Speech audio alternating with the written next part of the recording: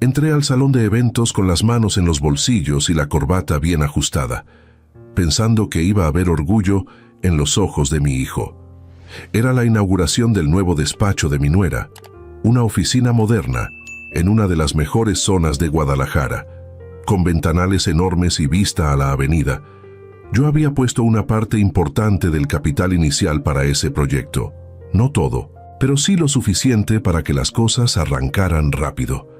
Crucé la puerta de cristal y me recibió una oleada de risas, copas de vino y gente bien vestida. Busqué a mi hijo con la mirada. Lo vi al fondo, junto a mi nuera, rodeado de sus amigos abogados y empresarios jóvenes. Me acerqué con una sonrisa tranquila, la misma que he usado toda mi vida cuando llego a un lugar donde sé que mi presencia significa algo. Pero antes de que pudiera saludar, una de las amigas de mi nuera soltó una carcajada y dijo en voz alta, lo suficientemente fuerte para que varios voltearan: «Ahí viene el suegro campesino con su saco prestado». Se hizo un silencio incómodo de 2 segundos. Luego volvieron las risas. Mi nuera sonrió de medio lado, como si el comentario fuera una broma interna que todos compartían menos yo. Mi hijo bajó la mirada. No dijo nada. No me defendió. No corrigió a nadie. Solo se quedó ahí parado, con una copa en la mano y la cara de alguien que prefiere hacerse el sordo. Yo me quedé quieto, sin cambiar la expresión.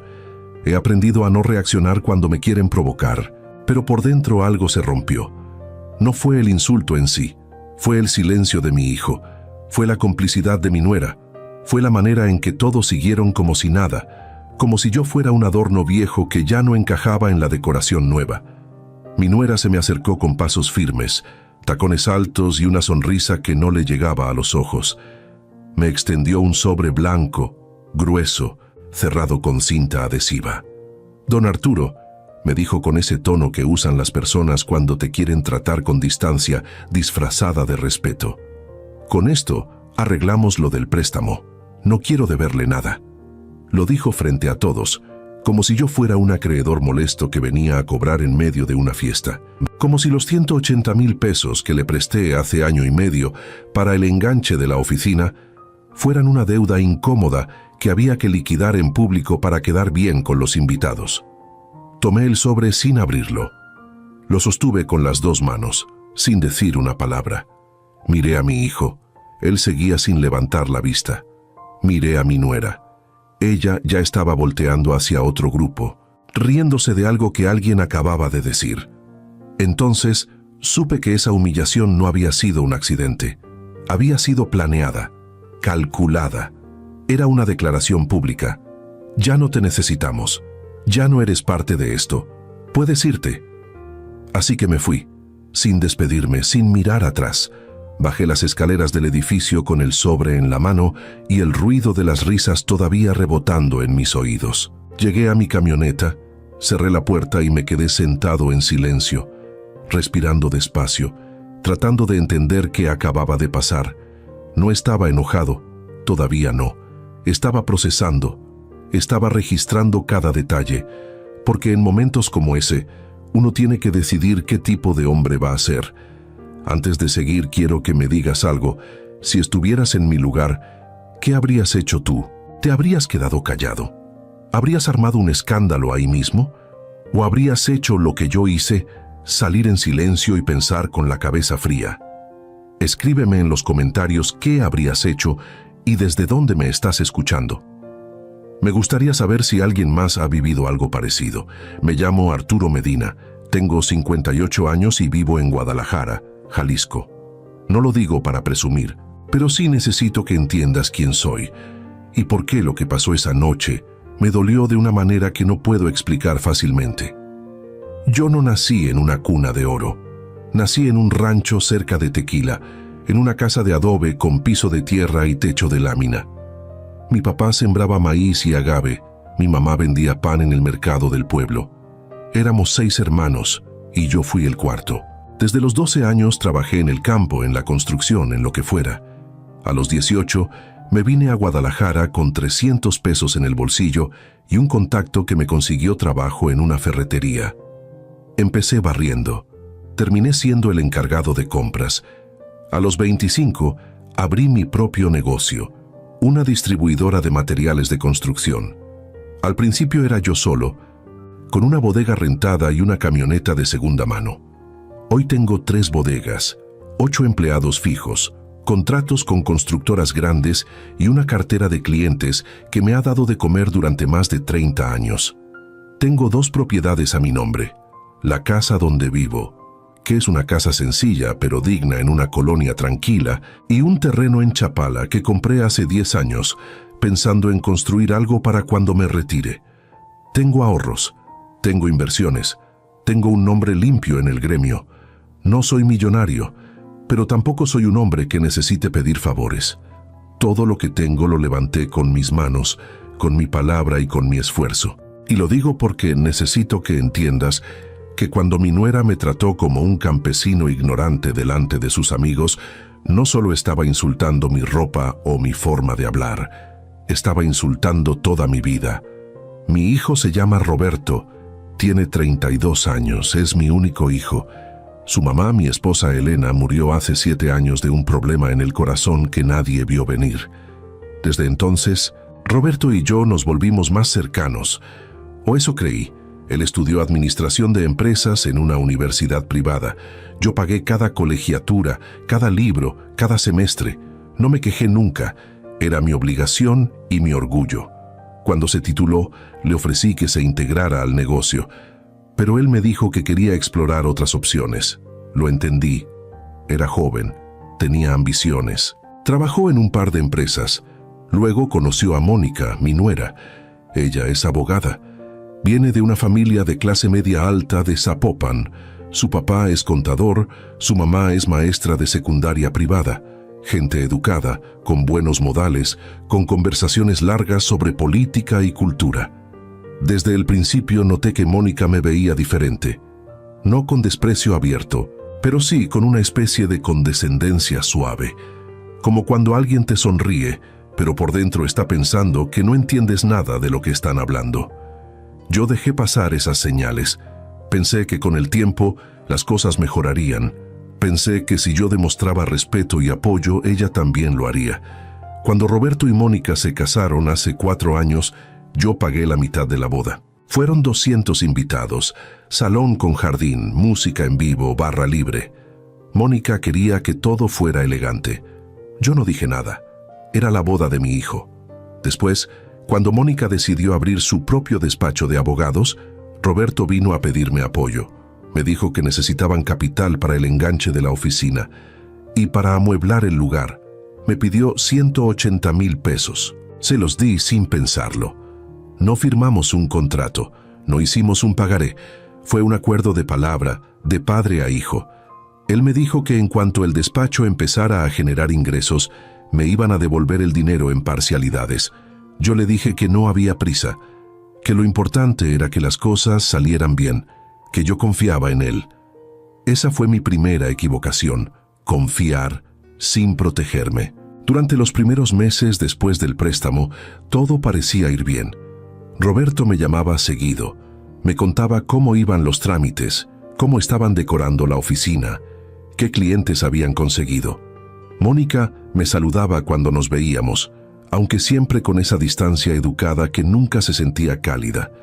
Yo seguí ayudando, les presté herramientas, les conseguí un descuento con un proveedor de muebles, les recomendé a un electricista de confianza, nunca les cobré nada extra, nunca les pedí que me incluyeran en las decisiones, solo quería que mi hijo tuviera éxito. Quería que Mónica viera que yo no era un estorbo, que yo podía ser un apoyo valioso, pero con el tiempo empecé a notar cambios sutiles. Roberto dejó de llamarme seguido. Cuando yo lo llamaba, me contestaba rápido pero con respuestas cortas. Sí, papá, todo bien. Luego te marco. Las visitas a mi casa se volvieron menos frecuentes. Antes venían a comer los domingos. Luego empezaron a venir cada 15 días. Luego una vez al mes. Luego solo en días festivos. Cuando yo preguntaba si pasaba algo, Roberto me decía que estaban ocupados con el trabajo, que el despacho estaba creciendo, que tenían muchas reuniones. Yo quería creerle, pero algo en su tono de voz me decía que había otra razón. Un día fui a visitarlos sin avisar. Pasé por la oficina porque estaba cerca y quería ver cómo iba todo. Toqué la puerta de cristal y una recepcionista joven me abrió. Le dije que era el papá de Roberto. Ella me hizo pasar a una sala de espera pequeña con sillones de piel y revistas de negocios. Esperé casi 20 minutos. Finalmente salió Mónica. Traía un traje sastre gris, tacones y una carpeta en la mano. Me saludó con una sonrisa forzada y me preguntó si tenía cita.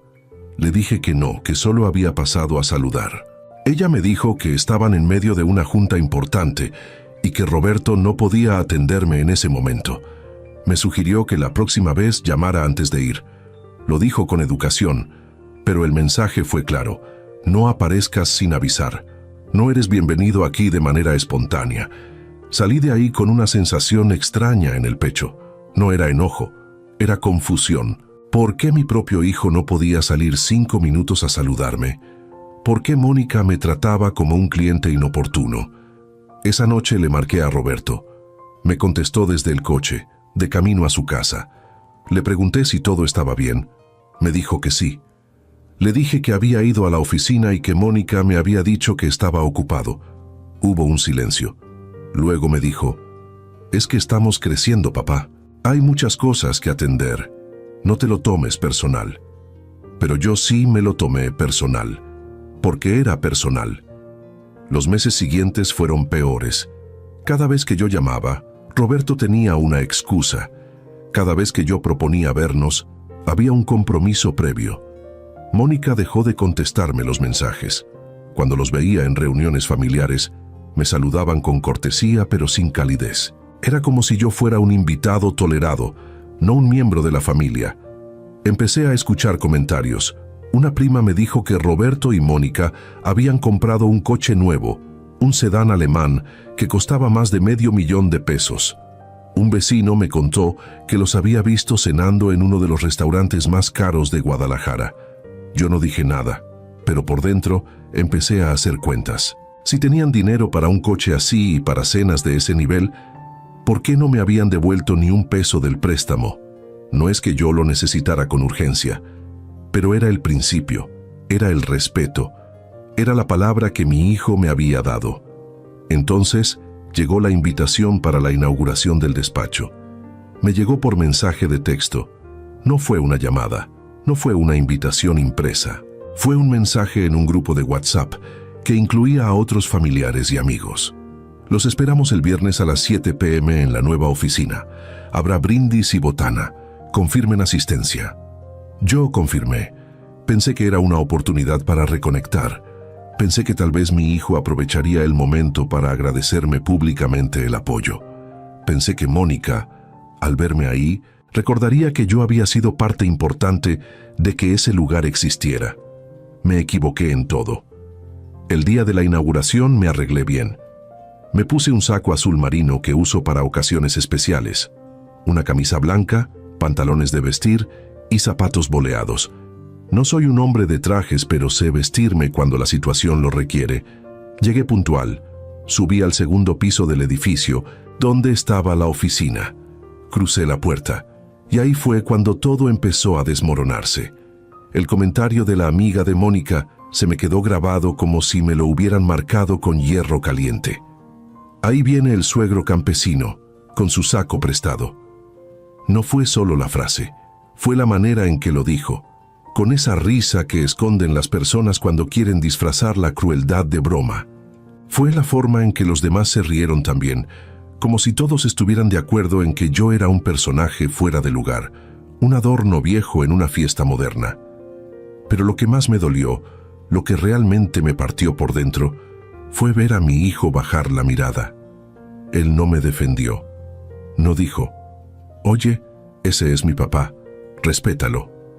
No dijo: sin él, esta oficina no existiría. No dijo nada. Solo se quedó ahí parado, con la copa en la mano, fingiendo que no había escuchado nada mientras su esposa se me acercaba con ese sobre blanco como si me estuviera haciendo un favor. Cuando Mónica me entregó el sobre y me dijo que con eso arreglábamos lo del préstamo, sentí que el piso se movía bajo mis pies. No porque me estuviera devolviendo el dinero, sino por la manera en que lo hizo, en público, delante de gente que ni siquiera sabía que yo había prestado algo, como si yo fuera un acreedor incómodo al que había que liquidar para poder seguir con la fiesta sin culpas, como si mi apoyo hubiera sido una carga de la que ahora se liberaban. Tomé el sobre, lo sostuve con las dos manos, no lo abrí, no lo conté. No dije gracias ni está bien, ni ninguna de esas frases que uno dice por educación. Solo lo sostuve, mirando a mi nuera a los ojos, tratando de entender si ella realmente sabía lo que estaba haciendo. Y sí lo sabía. Lo vi en su mirada. Ella sabía exactamente lo que estaba haciendo, y lo estaba disfrutando. Me di la vuelta y caminé hacia la salida. Escuché que alguien gritó mi nombre. No sé si fue Roberto o alguien más. No volteé. Bajé las escaleras despacio, con las piernas pesadas y el corazón latiendo fuerte. No de rabia. Todavía no. De algo peor. Decepción. Llegué a mi camioneta. Subí, cerré la puerta y me quedé ahí sentado, con el sobre en el regazo y las luces del estacionamiento iluminando el parabrisas. Respiré hondo. Una vez, 2 veces, 3 veces, tratando de calmar el temblor en las manos.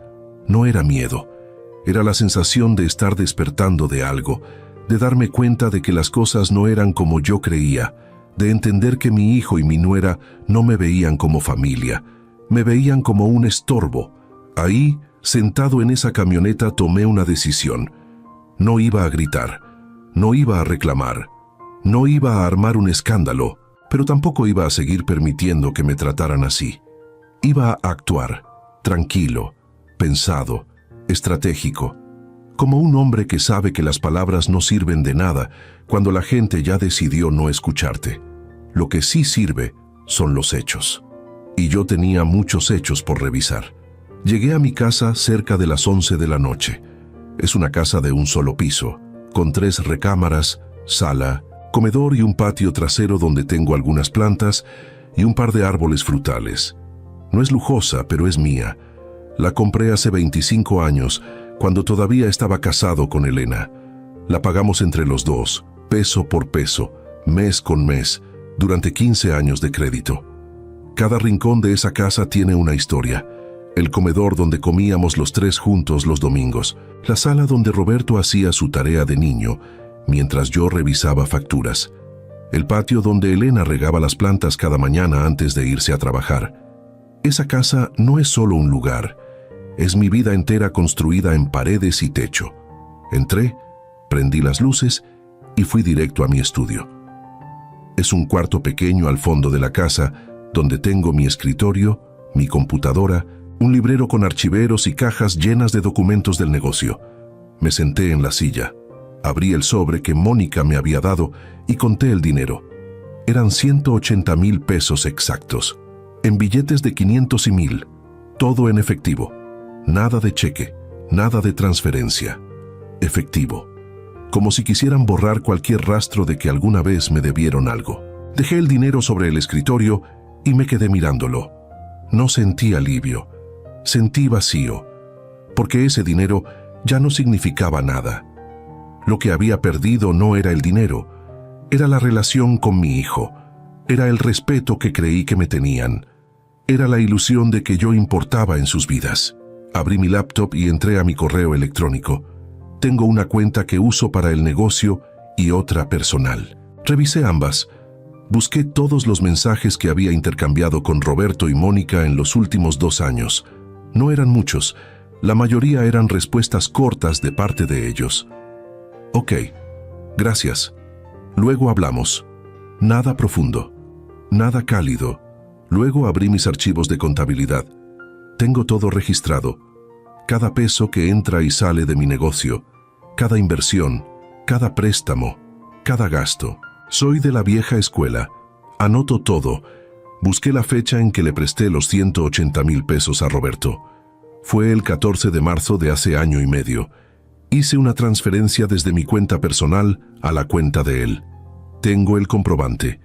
Tengo el mensaje donde él me agradeció. Tengo todo. También encontré otras cosas, cosas que había olvidado o que no había querido ver con claridad. En los últimos 2 años, además del préstamo grande, Yo había hecho otros gastos relacionados con ellos. Le pagué a un diseñador gráfico que hizo el logo y la imagen del despacho de Mónica. 15,000 pesos. Le presté a Roberto 30,000 pesos para que comprara un equipo de cómputo cuando estaba entre trabajos. Nunca me los devolvió. Les regalé 50,000 pesos cuando se casaron, además de lo que puse para la boda. Les pagué un viaje a Cancún para su aniversario del primer año de casados, 25,000 pesos. En total, sumando todo, yo había invertido o regalado más de 300,000 pesos en ellos. No lo había hecho esperando que me lo devolvieran. Lo había hecho porque eran mi familia, porque creí que eso era lo que hacía un buen padre. Pero ahora, viendo los números en la pantalla, me di cuenta de algo. Ellos nunca me habían dado nada a cambio. Ni siquiera tiempo, ni siquiera respeto. Me levanté del escritorio y fui a la cocina. Me serví un vaso de agua y me quedé parado junto a la ventana, mirando el patio oscuro. Pensé en Elena. Ella siempre fue más lista que yo para leer a las personas. Cuando Roberto empezó a salir con Mónica, Elena me dijo: «Esa muchacha es educada, pero tiene algo que no me late, como si estuviera midiendo todo el tiempo». Yo le dije que no fuera exagerada, que Mónica solo era una chava ambiciosa, que eso no era malo. Elena no insistió, pero unos meses antes de morir me dijo: «Cuida mucho a Roberto, no dejes que se pierda tratando de impresionar a alguien». No entendía a qué se refería en ese momento. Ahora sí lo entiendo. Roberto se había perdido tratando de impresionar a Mónica, tratando de encajar en su mundo, y en ese proceso había dejado de ser mi hijo. Volví al estudio. Esta vez abrí una caja de metal donde guardo documentos importantes. Saqué los papeles de mis propiedades, la escritura de la casa, la escritura del terreno en Chapala, los contratos de las bodegas que rento para el negocio, las actas constitutivas de mi empresa. Todo estaba en orden. Todo estaba a mi nombre. Revisé también mis cuentas bancarias, mis inversiones y mis ahorros. Tenía un fondo de retiro que había estado alimentando durante años. Tenía una cuenta de ahorro que usaba para emergencias. Tenía acciones de una cooperativa de transporte que me daban dividendos pequeños pero estables. No era rico, pero estaba seguro. Estaba protegido. O eso creía. Entonces recordé algo. Hace como 6 meses, Roberto vino a visitarme un domingo. Llegó solo, sin Mónica. Me dijo que quería platicar. Nos sentamos en el patio y me preguntó sobre mi salud. Me preguntó si me sentía bien, si había ido al doctor, si tenía algún problema. Yo le dije que estaba perfectamente, que a mis 58 años me sentía fuerte, que seguía trabajando todos los días, que no tenía ninguna enfermedad. Él insistió. Me dijo que a su edad yo debería empezar a pensar en descansar más, que el negocio era mucho trabajo para un hombre de mi edad, que tal vez sería bueno empezar a delegar responsabilidades. En ese momento, lo tomé como preocupación genuina.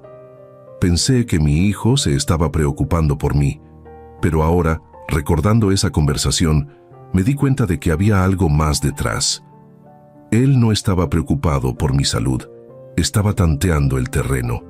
Estaba midiendo qué tan dispuesto estaba yo a soltar el control de mis cosas. Esa misma tarde, después de hablar de mi salud, Roberto me preguntó si yo había hecho testamento. Le dije que no, que nunca me había parecido urgente. Él me dijo que debería hacerlo, que era importante tener las cosas claras, que así él sabría qué hacer si algo me pasaba. Me sugirió que fuéramos juntos con un notario. Yo le dije que lo iba a pensar. Él no insistió más ese día, pero dejó el tema flotando en el aire. Ahora entiendo por qué. No era por preocupación, era por control, era por saber exactamente qué iba a heredar, era por asegurarse de que todo lo que yo tenía iba a pasar a sus manos sin complicaciones. Me senté de nuevo frente a la computadora y empecé a escribir una lista. Una lista de todas las cosas que había hecho por ellos, todas las veces que había dado dinero, tiempo, apoyo, todas las veces que había dejado pasar comentarios incómodos porque no quería causar problemas. Todas las veces que había llamado y no me habían contestado. Todas las veces que había propuesto vernos y me habían dado excusas. Escribí todo.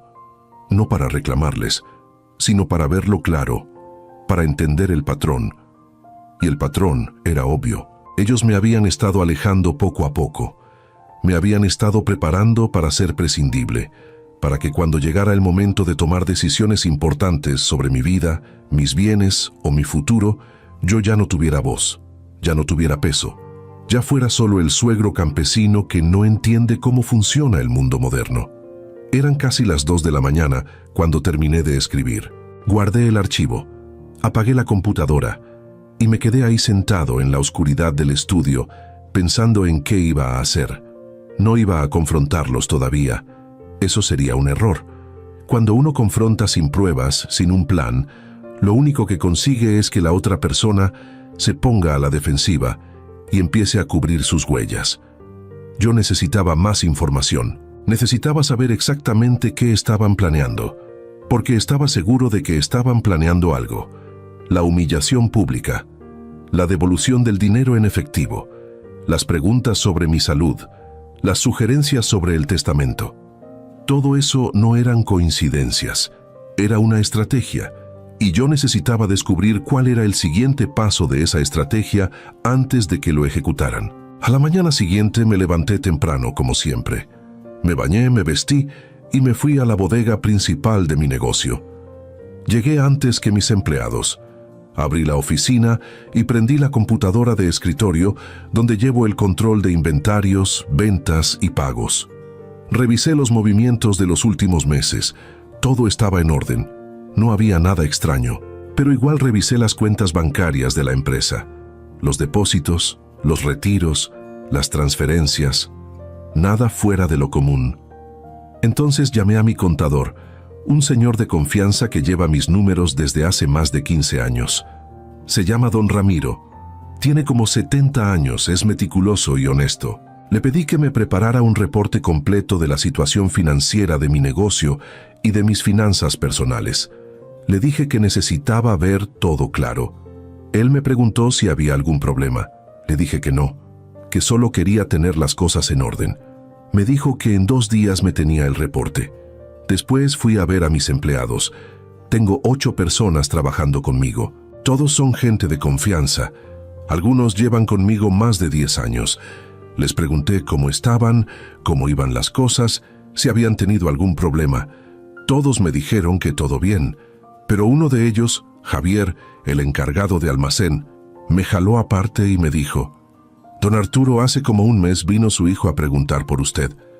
Le pregunté qué había preguntado. Javier me dijo que Roberto había llegado sin avisar, que había preguntado por mí, y cuando le dijeron que yo no estaba, empezó a hacer preguntas sobre cómo iba el negocio, que si vendíamos bien, que si había muchos pedidos, que si yo seguía trabajando todos los días, o si ya estaba delegando más. Javier le había contestado con vaguedades, porque le pareció raro que Roberto preguntara esas cosas sin hablar primero conmigo. Yo le agradecí a Javier que me lo dijera, y le pedí que si Roberto volvía a aparecer, me avisara inmediatamente.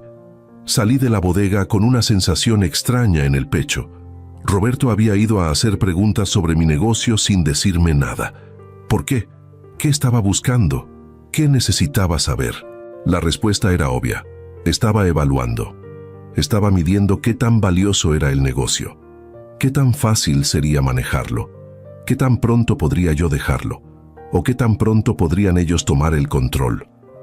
Esa tarde, en lugar de ir a mi casa, me fui al terreno de Chapala. Está como a 1 hora de Guadalajara, en una zona tranquila cerca del lago. Es un terreno de 1000 metros cuadrados, plano, con árboles y vista al agua. Lo compré hace 10 años con la idea de construir una casita para cuando me retirara. Nunca lo hice. Siempre hubo algo más urgente. Pero el terreno está ahí, a mi nombre, pagado completamente. Caminé por el terreno, sintiendo el pasto bajo los zapatos y el viento fresco que venía del lago.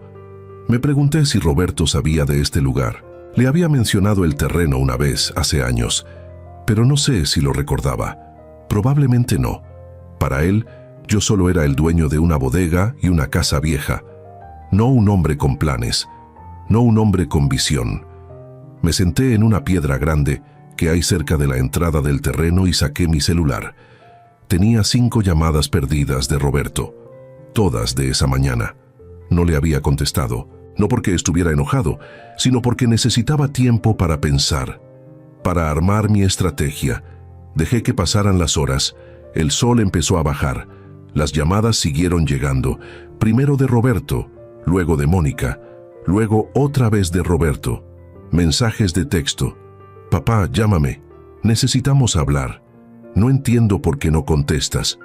Yo seguía sin contestar, porque sabía que esa desesperación no era por preocupación, era porque algo había cambiado, y ellos lo habían sentido.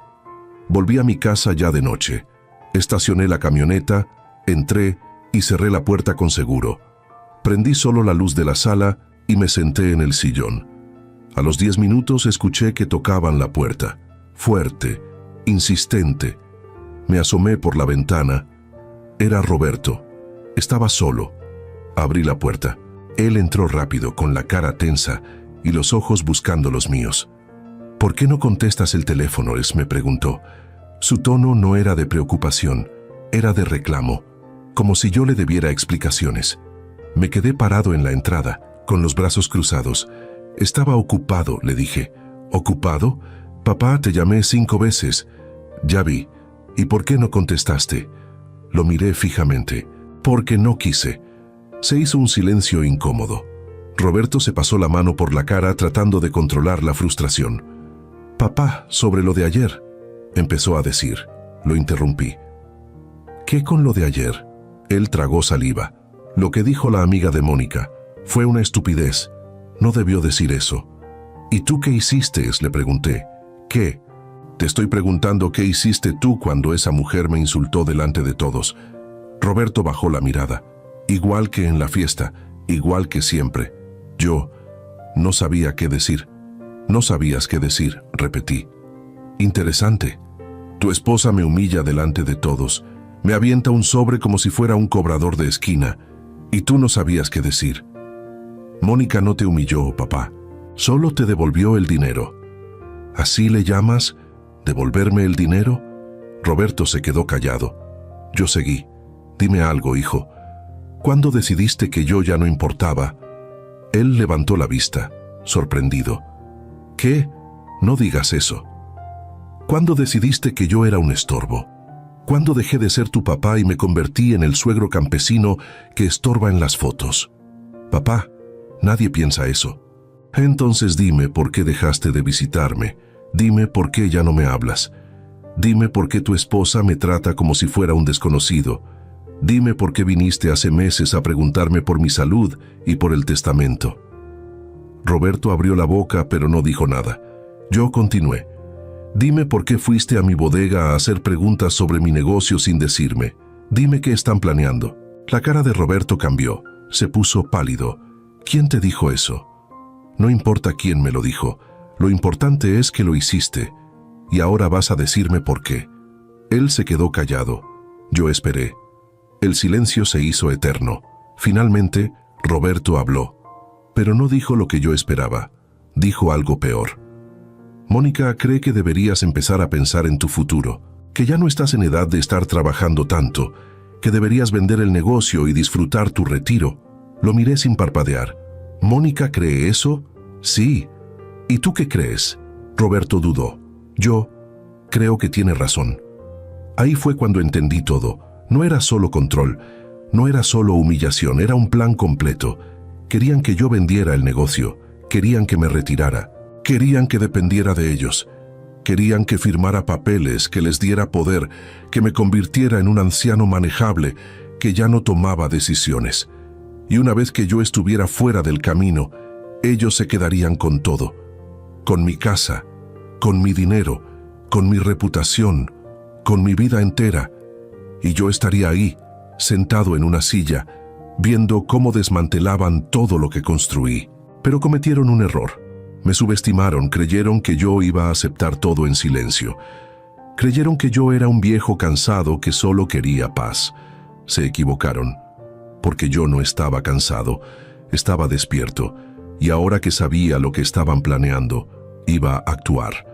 No con gritos, no con pleitos, sino con inteligencia, con estrategia, con la misma paciencia que usé para construir mi vida desde cero. Iba a desarmar su plan pieza por pieza, y cuando terminara, ellos iban a entender que el suegro campesino sabía exactamente lo que estaba haciendo. Roberto seguía parado en la sala de mi casa, esperando que yo dijera algo. Pero yo no dije nada. Me quedé ahí mirándolo fijamente, dejando que el silencio hiciera su trabajo. Él se movía incómodo, cambiando el peso de un pie a otro, como cuando era niño y sabía que había hecho algo mal. Finalmente habló de nuevo. «Papá, no lo veas así. Nadie quiere quitarte nada. Solo queremos que estés bien, que descanses». Me reí. No fue una risa alegre. Fue una risa seca, corta, que salió sola. «¿Que descanse?», repetí. «Hijo, tengo 58 años, no 80. Me levanto todos los días a las 6 de la mañana. Trabajo 8 horas. Voy al gimnasio 2 veces por semana. Subo escaleras sin cansarme. No tomo medicinas. No tengo diabetes. No tengo presión alta. No tengo nada. ¿De qué tengo que descansar?». Roberto se quedó callado otra vez. Yo continué. «Lo que pasa es que a ustedes les estorbo. Les estorba que yo esté vivo, activo, tomando decisiones sobre mis cosas. Les gustaría que yo fuera un viejito enfermo que ya no puede ni pensar, para que ustedes puedan hacer lo que quieran con mi negocio, con mi casa, con todo lo que tengo. No es así, papá. ¿No? Entonces dime por qué Mónica me trató así ayer. Dime por qué tú no me defendiste. Dime por qué llevan meses alejándose de mí. Dime por qué de repente les preocupa tanto mi salud». Roberto abrió la boca, pero yo levanté la mano. «No me contestes. Ya sé la respuesta. Y tú también la sabes». Se hizo otro silencio largo. Roberto respiró hondo y cambió de tono. Ahora intentaba sonar conciliador, casi suplicante. «Papá, sé que las cosas no han estado bien entre nosotros. Sé que hemos estado distantes, pero podemos arreglarlo. Podemos hablar. Mónica no quiso ofenderte. Ella solo es directa. Así es ella». «Directa», repetí. Qué palabra tan bonita para disfrazar la falta de respeto. «Papá, por favor». «¿Por favor qué, Roberto? ¿Qué quieres que haga? ¿Que me haga el tonto? ¿Que finja que no me di cuenta de nada? ¿Que siga dándoles dinero y apoyo mientras ustedes planean cómo sacarme de mi propia vida?». Roberto se acercó un paso. «Nadie está planeando nada, eso es paranoia».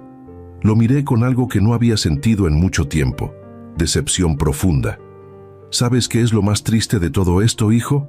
Que estás mintiendo y que ni siquiera lo haces bien. Yo te conozco. Te cambié pañales. Te enseñé a andar en bici. Te llevé a la escuela todos los días durante años. Sé cuándo estás diciendo la verdad y cuándo no. Y ahora mismo no me estás diciendo la verdad». Roberto desvió la mirada. Yo seguí. «Vete a tu casa. Dile a tu esposa que el suegro campesino ya se dio cuenta. Y dile también que si quieren algo de mí, van a tener que ganárselo, porque ya no voy a regalar nada». Roberto se quedó parado ahí unos segundos más, como esperando que yo dijera algo diferente. Pero no dije nada más. Finalmente él dio media vuelta y salió de la casa sin despedirse. Escuché cómo su coche arrancaba y se alejaba por la calle.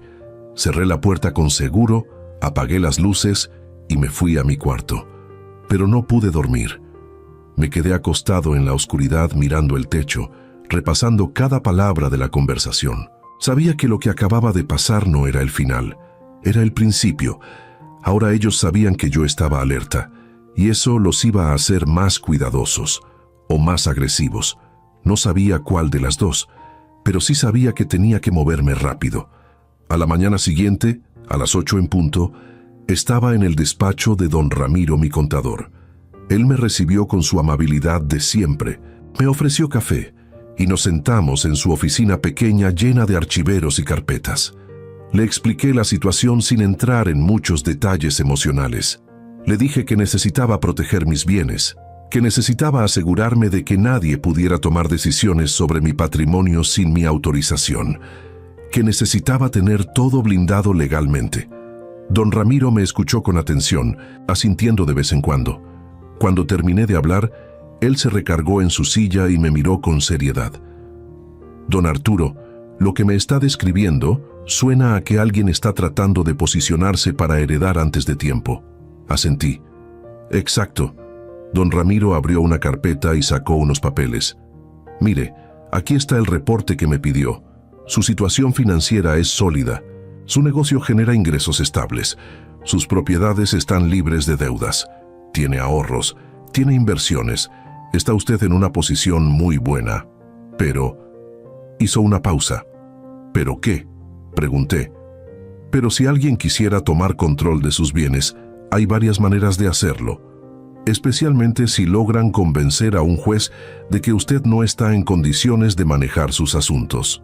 Métense. ¿Cómo que no estoy en condiciones? Por salud mental, por edad, por cualquier argumento que puedan construir.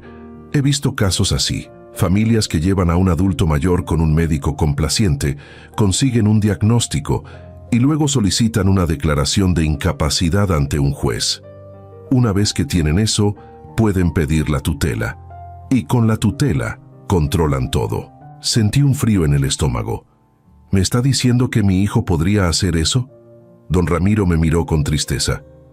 Don Arturo, yo no conozco a su hijo, pero lo que sí le digo es que he visto a familias destruirse por dinero. Y en México, las leyes no siempre protegen a la persona mayor. A veces protegen más al familiar que dice estar preocupado. Me quedé callado, procesando eso. Don Ramiro continuó. Lo que tiene que hacer usted es protegerse antes de que eso pase. Necesita hacer un testamento claro, sin ambigüedades. Necesita nombrar a alguien de confianza como albacea. Necesita dejar instrucciones específicas sobre qué hacer con sus bienes. Y si es posible, necesita crear una estructura legal que le dé a usted el control absoluto mientras esté vivo, pero que proteja sus bienes en caso de que alguien intente atacarlo legalmente. Le pregunté cómo se hacía eso. Don Ramiro me explicó que podía crear un fideicomiso, que podía poner mis propiedades y mi negocio dentro de una estructura legal que solo yo controlara, que podía nombrar beneficiarios, pero con condiciones específicas, que podía incluir cláusulas que impidieran que alguien tomara control sin mi autorización expresa. Me dijo que necesitaría un abogado especializado en estos temas y me recomendó a alguien. Se llama licenciado Torres. Es un abogado serio, discreto y experto en derecho familiar y patrimonial. Yo he trabajado con él en otros casos. Es de confianza. Anoté el nombre y el teléfono. Le agradecí a don Ramiro. Él me puso la mano en el hombro antes de que me fuera. Don Arturo, haga las cosas bien. No espere a que sea demasiado tarde. Salí de ahí con la cabeza llena de ideas y el corazón lleno de determinación. Esa misma tarde llamé al licenciado Torres. Me atendió personalmente. Le expliqué mi situación de manera breve y clara. Él me escuchó sin interrumpir. Cuando terminé, me dijo, «Entiendo perfectamente. ¿Puede venir mañana a mi oficina? Necesito revisar sus documentos y ver exactamente qué tenemos que proteger». Acordamos una cita para el día siguiente a las 10 de la mañana. Esa noche, en lugar de sentir miedo o tristeza, sentí algo diferente. Control. Por primera vez en meses, sentí que yo estaba tomando las decisiones, que yo estaba moviendo las piezas, que yo estaba 3 pasos adelante. Al día siguiente, llegué puntual a la oficina del licenciado Torres. Era un despacho serio, ubicado en una torre de oficinas en el centro de Guadalajara. Él era un hombre de unos 50 años, delgado, con lentes, traje impecable y una manera de hablar pausada pero firme. Me hizo pasar a su oficina privada, cerró la puerta y nos sentamos frente a frente. Puse sobre su escritorio todos los documentos que había llevado, escrituras de mis propiedades, actas constitutivas del negocio, estados de cuenta bancarios, el comprobante del préstamo a Roberto y una lista escrita de todos los movimientos y señales que había detectado en los últimos meses. El licenciado Torres revisó todo con cuidado. Tomó notas, hizo preguntas. ¿Su hijo tiene algún poder notarial sobre usted?, preguntó. No, respondí.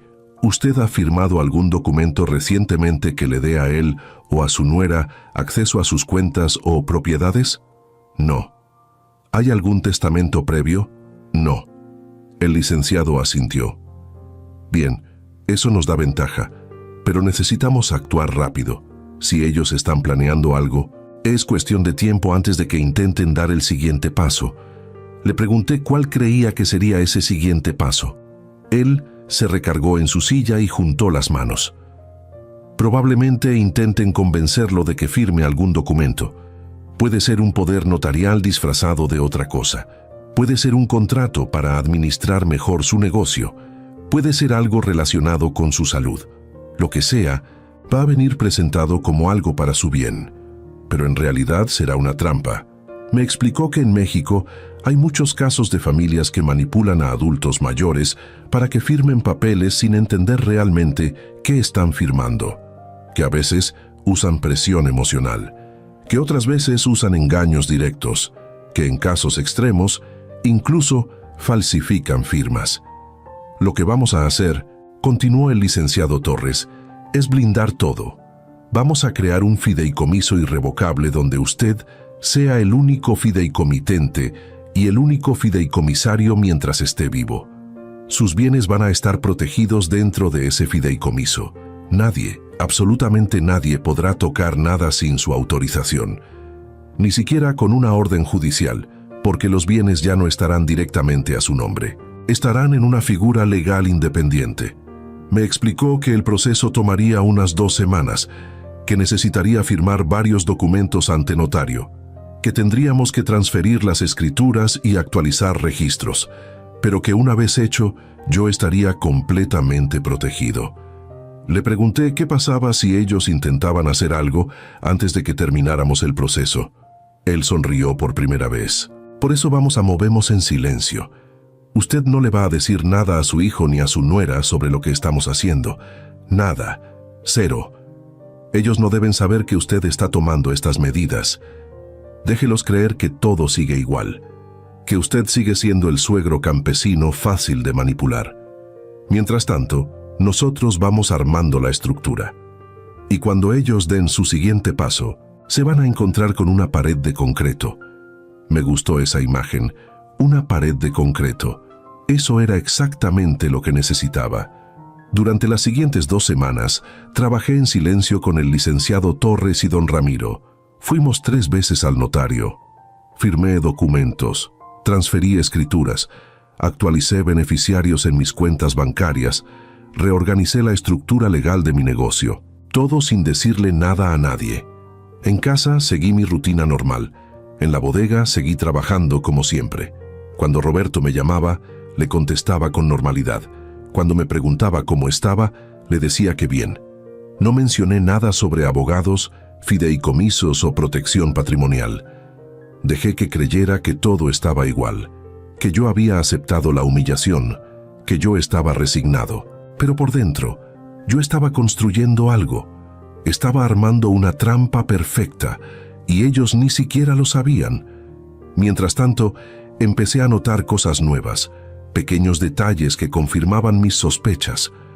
Un día, uno de mis empleados me dijo que Mónica había ido a la bodega, que había preguntado por mí, que cuando le dijeron que yo no estaba, ella le había pedido que le mostrara las instalaciones, que quería conocer el negocio de su suegro.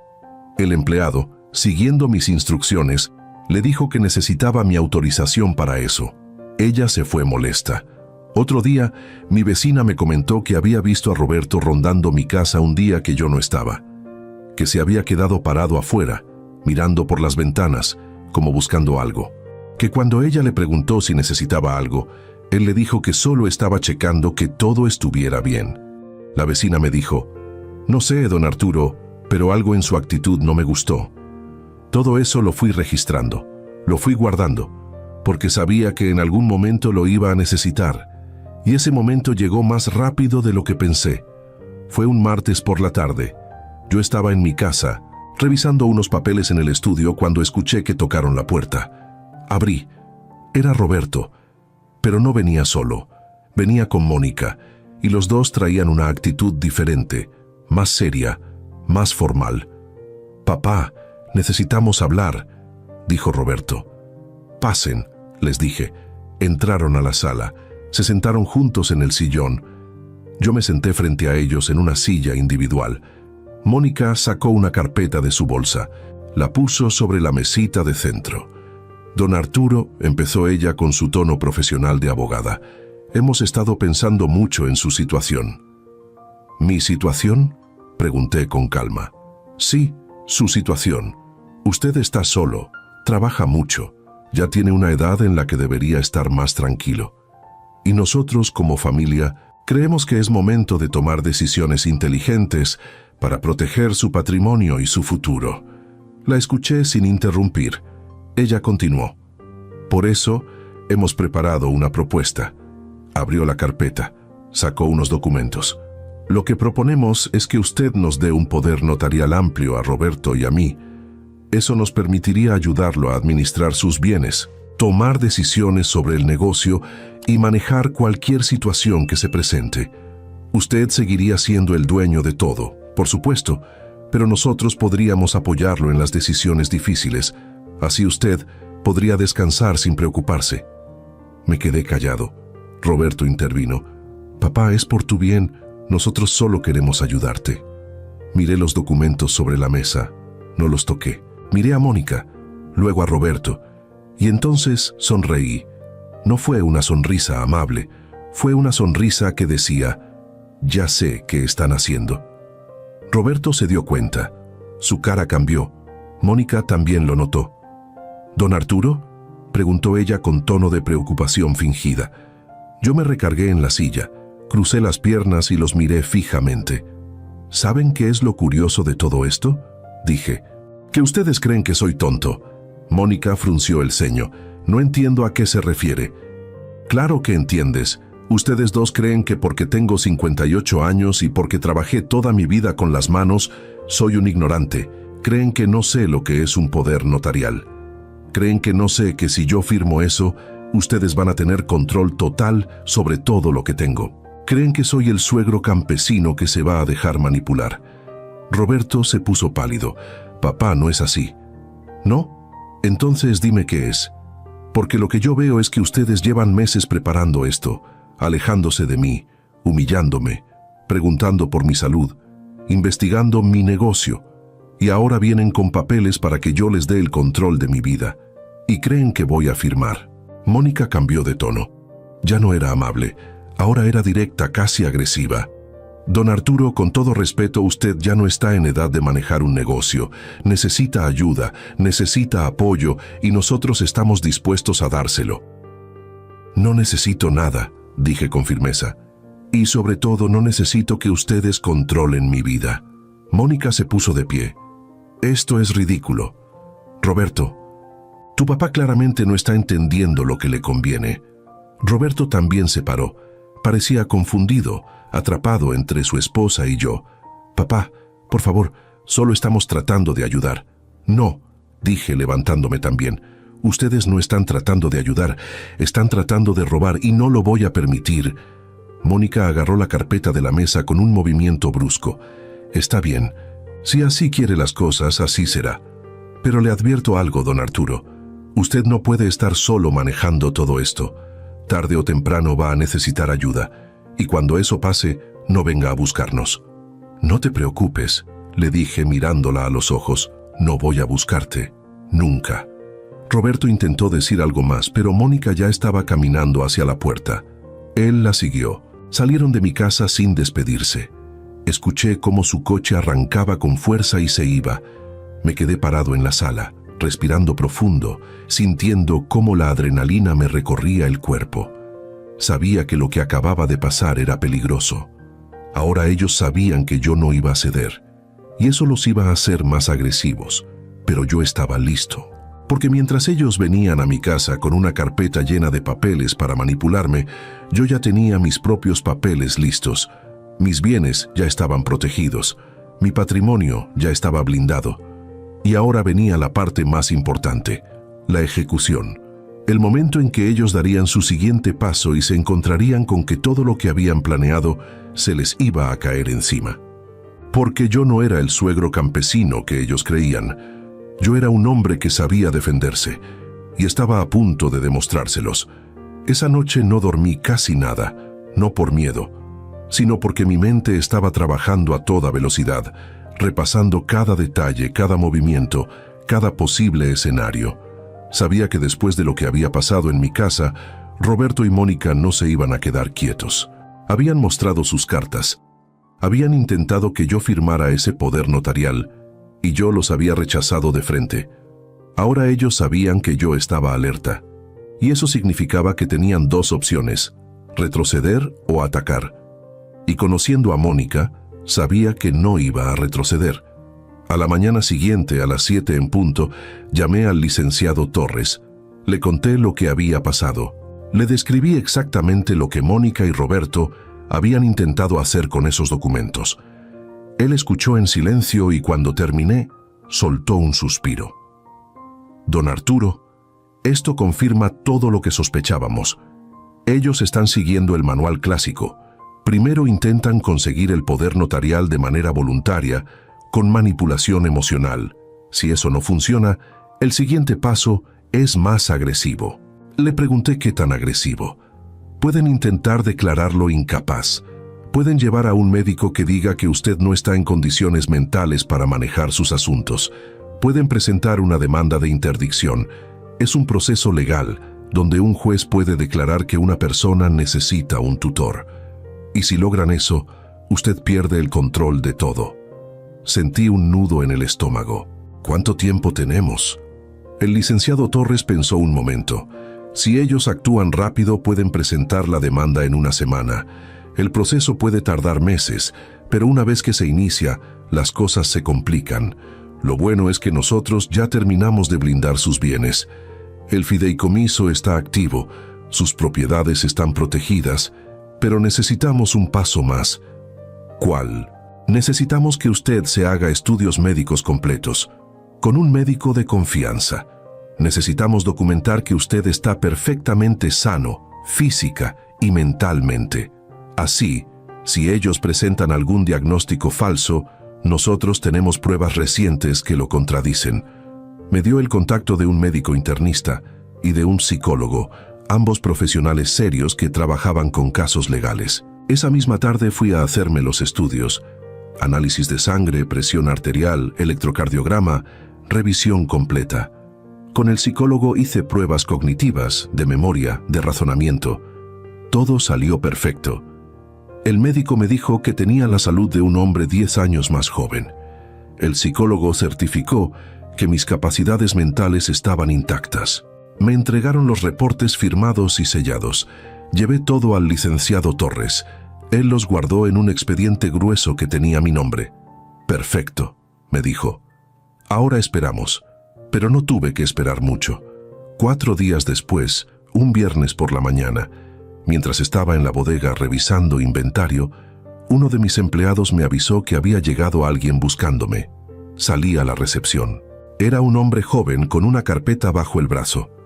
«¿Don Arturo Medina?», preguntó. «Sí, soy yo». Me extendió un sobre. «Notificación oficial. Tiene que firmar de recibido». Firmé. El hombre se fue. Abrí el sobre ahí mismo. Era una citación legal. Roberto y Mónica habían presentado una demanda formal ante un juez familiar. Argumentaban que yo, Arturo Medina, de 58 años, presentaba signos de deterioro cognitivo y dificultades para tomar decisiones financieras adecuadas. Solicitaban que se me asignara un tutor legal y proponían a Roberto como ese tutor. Leí el documento completo. Estaba bien armado. Tenían declaraciones de testigos que decían haberme visto confundido en situaciones cotidianas. Tenían un reporte médico de un doctor que yo nunca había visto, que decía que yo presentaba síntomas compatibles con deterioro cognitivo leve. Tenían fotografías de mi casa argumentando que vivía en condiciones inadecuadas. Todo era mentira. Todo era fabricado, pero estaba bien presentado. Si yo no hubiera tomado las medidas que tomé, probablemente un juez habría dado trámite a esa demanda sin cuestionarla. Guardé la notificación, cerré la bodega temprano y me fui directo con el licenciado Torres.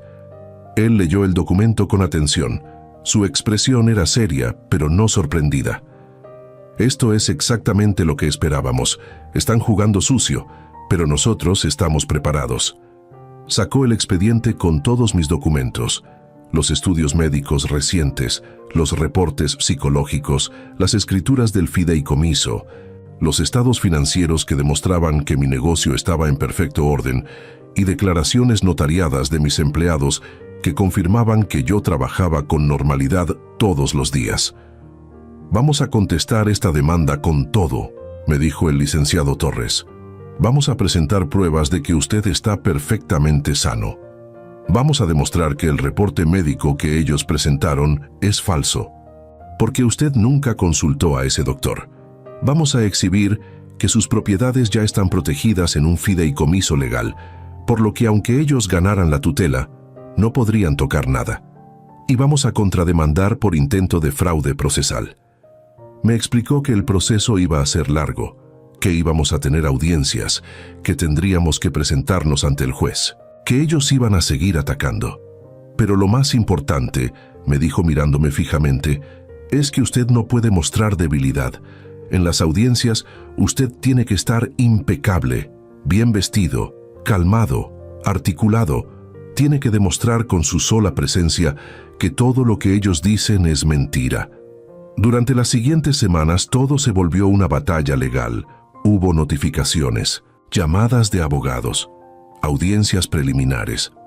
Yo me presenté a cada una vestido de traje con los documentos en orden, acompañado del licenciado Torres. Roberto y Mónica también se presentaban. Ellos llegaban con su propio abogado, un tipo en sus 40 que hablaba mucho y decía poco. En los pasillos del juzgado, cuando nos cruzábamos, Roberto no me miraba a los ojos. Mónica sí. Ella me miraba con una mezcla de rabia y desprecio, como si yo fuera un obstáculo que tenía que remover. En la primera audiencia formal, el juez era un hombre mayor, de unos 65 años, con lentes gruesos y una actitud seria. Escuchó los argumentos de ambas partes. El abogado de Roberto presentó el reporte médico falso y las declaraciones de los testigos. El licenciado Torres presentó mis estudios recientes, las declaraciones de mis empleados, los estados financieros de mi negocio y documentos que probaban que el médico que supuestamente me había evaluado nunca me había visto. El juez revisó todo con cuidado. Luego me miró directamente. «Señor Medina, ¿cómo se siente usted?», me preguntó. «Muy bien, su señoría», respondí con voz firme. «¿Tiene usted alguna enfermedad?». «No, señor, ninguna». «¿Maneja usted su negocio?». «Sí, todos los días». «¿Toma usted decisiones financieras?». «Sí, y lo he hecho durante más de 30 años sin problemas». El juez asintió. Miró a Roberto y a su abogado. «¿Tienen ustedes alguna prueba adicional de que el señor Medina no está en condiciones de manejar sus asuntos?». El abogado de Roberto tartamudeó. «Su señoría, es evidente que…». «Le pregunté si tiene pruebas», interrumpió el juez. «No opiniones». El abogado se quedó callado. El juez cerró la carpeta. «Esta audiencia queda suspendida. Vamos a programar una evaluación pericial independiente. Un médico designado por este juzgado va a evaluar al señor Medina. Con base en esos resultados, tomaré una decisión».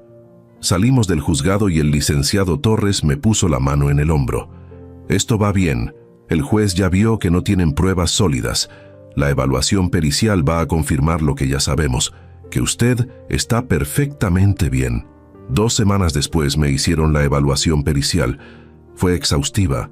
El médico designado por el juez me hizo preguntas durante 2 horas. Pruebas de memoria, ejercicios lógicos, revisión física completa. Al final me dijo: «Señor Medina, usted está en excelentes condiciones. No veo ningún indicio de deterioro cognitivo». Me entregó el reporte sellado. Lo llevé al juzgado personalmente. Cuando el juez recibió ese documento, citó a una audiencia final. Esa audiencia fue decisiva. El juez leyó el reporte pericial en voz alta. Luego miró a Roberto y a Mónica. «Basándome en las pruebas presentadas, esta demanda queda desechada por falta de fundamento. No existe ninguna justificación para declarar al señor Arturo Medina en estado de interdicción. Además, instruyo a la parte demandante a que se abstenga de presentar demandas frívolas en el futuro». Roberto bajó la cabeza. Mónica apretó la mandíbula. Yo me quedé sentado, inmóvil, sintiendo cómo un peso enorme se levantaba de mis hombros. Pero no terminó ahí. El licenciado Torres pidió la palabra. Su señoría, solicitamos que se investigue el origen del reporte médico presentado por la parte demandante. Ese documento es falso y constituye un intento de fraude procesal. El juez asintió. Procede. Se ordena la investigación correspondiente. Eso significaba que el doctor que había firmado ese reporte falso podía enfrentar consecuencias legales. Y también Roberto y Mónica, por presentar documentos fraudulentos. Salimos del juzgado y finalmente pude respirar tranquilo. Había ganado. No solo había protegido mis bienes, había demostrado ante un juez que yo estaba perfectamente capaz de manejar mi vida. Había desmantelado su plan completo. Y ahora ellos enfrentaban consecuencias. Esa noche en mi casa me senté en el patio y me serví un tequila, uno solo, para brindar por mí mismo, por haber tenido la inteligencia de actuar a tiempo, por no haber cedido a la manipulación, por haber sido más listo que ellos. Pero la historia no terminó ahí. 3 días después de la audiencia final, recibí una llamada. Era Roberto. Su voz sonaba quebrada. «Papá, necesito hablar contigo». «¿Ahora sí quieres hablar?», le dije con frialdad. «Por favor, dame 10 minutos. Ven a mi casa. Solo tú y yo». Dudé, pero algo en su tono me hizo aceptar. «Está bien, voy para allá». Llegué a su casa esa tarde. Era una casa bonita en una privada de Zapopan, con jardín y cochera para 2 coches. Roberto me abrió la puerta. Traía pants y una camiseta. Se veía cansado, ojeroso. Entramos a la sala. No había nadie más. «¿Dónde está Mónica?», pregunté. «Se fue», dijo él en voz baja. «¿A dónde?». «Con sus papás. Llevamos 3 días sin hablarnos. Ella está furiosa porque todo salió mal».